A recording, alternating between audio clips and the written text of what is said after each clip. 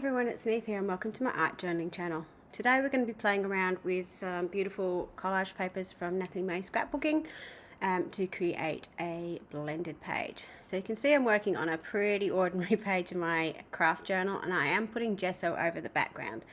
And the reason for this is obviously because the collage paper I'm going to put down is coloured, and once I put the gel medium on, it's going to go translucent. So if I put it on the craft paper, it's going to pick up the colours from behind, and I wanted to have quite solid colours on this. So I've just cut out the excess bits of paper that I don't really want, and I'm just pasting on my image in the middle of the page. Now I'm going to extend this image, so I'm going to blend my paint so it all sort of fits in together. So I don't mind that it's sort of sitting at a funny angle on my page. I'm starting out using some of the colors that are in the background already. So this is a really watered down syrup color to give a little bit of warmth to the page. Then I'm going in with some blackberry and eggplant, and again I'm painting sort of that loose textured paint over the top. I'm also blending it into where the collage image is, so that's really important because you want to kind of make it all seamless. At the moment you can still sort of see that definition between the collage image and the hair, but as you add more layers of paint and blend them together, they sort of start to blend, and you can't really see where one begins and the other ends, which is sort of what you want in the end. Once I've got my base coat on, then I'm going to go down and do the body.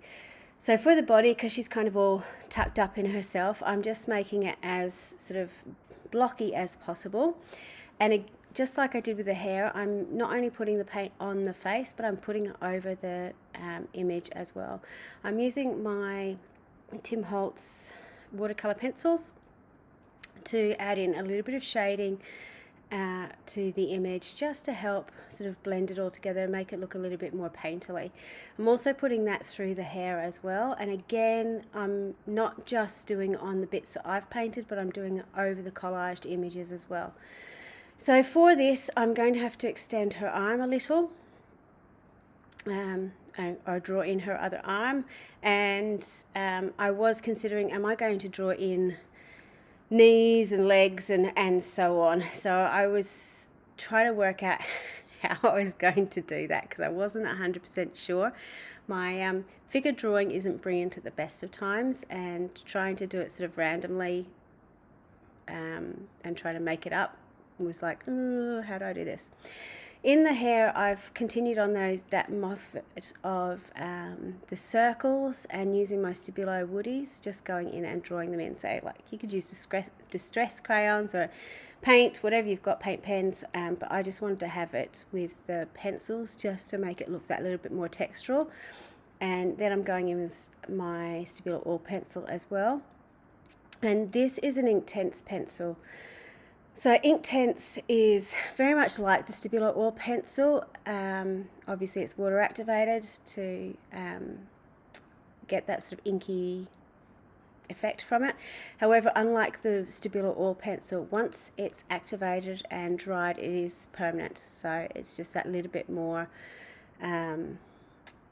user-friendly on mixed media pages.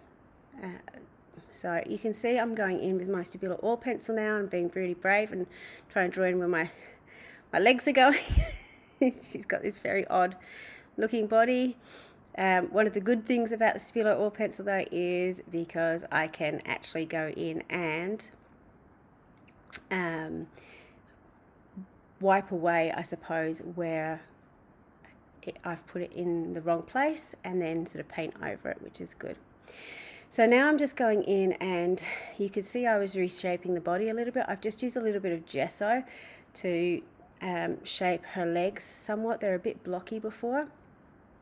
So I've done that, and I can go back over where I had the Inktense pencil and shade that in again. So don't be afraid to repaint over something that's not quite working for you.